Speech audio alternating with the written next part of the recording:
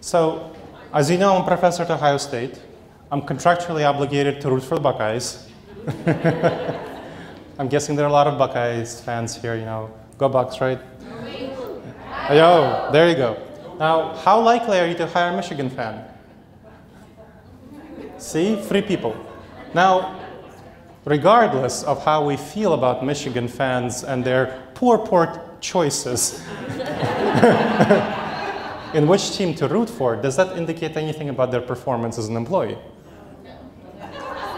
No, I know. Come on, that no should be stronger. Right.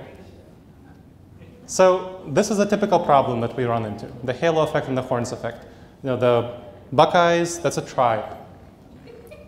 That's a tribal affiliation. Whether you went to Ohio State or just rooting for the Buckeyes, that's a tribal affiliation. You recognize yourself in other people who root for the same team. There's a lot of passion, a lot of emotional engagement. And there are plenty of people who I talked to who said they would never hire a Michigan fan. This works for any other dimension. But that's a really, really not good thing for diversity and inclusion from perspective of hiring the best employee possible. So the halo effect, this one. If we like one characteristic of an individual, we'll tend to like all of their other characteristics. That means we'll be more likely to hire a Buckeye fan. Everything else, being equal, regardless of how rational that might be from the perspective of the workplace. The horns effect is the opposite.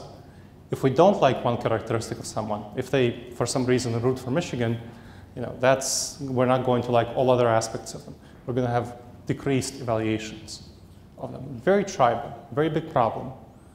The halo and horns effect for sports teams translates to race, gender, age, disability, everything else.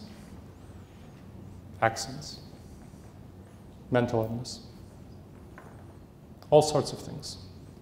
So, and this is a big problem in hiring, and it goes both ways. So there was a clothing chain store with about 4,000 employees in New York that brought me on to figure out why their diversity inclusion hiring efforts weren't working out. The manager of the chain was really concerned that her team was not her sales team wasn't really able to engage with customers well, with the multicultural customers, because they didn't have a sales team that was diverse enough. And she was really incentivizing diversity hires, so it was going on. So that was good, and so I looked at that was good. And so they were taking care of the horns effect of addressing the diversity, not wanting to hire people who are like you. Now what was going on is something that the person in the back mentioned. The problem they weren't addressing was the halo effect, hiring people who are like you. So that's something that they weren't really addressing. And what we talked about and what we worked out, there's a very easy strategy to address that, and that's disincentivizing people who are like you.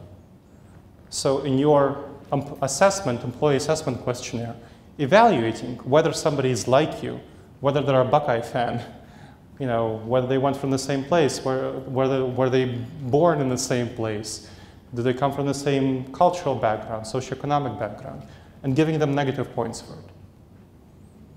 So disincentivizing hires that are like you, that are like the people doing the interview. Very effective strategy, and that's what helped turn around the situation for the clothing chain store. And that's a relatively easy thing to employ in D&I settings. So not simply taking care of both the horns effect and the halo effect. Now I want you to write down how you can address that in your organization.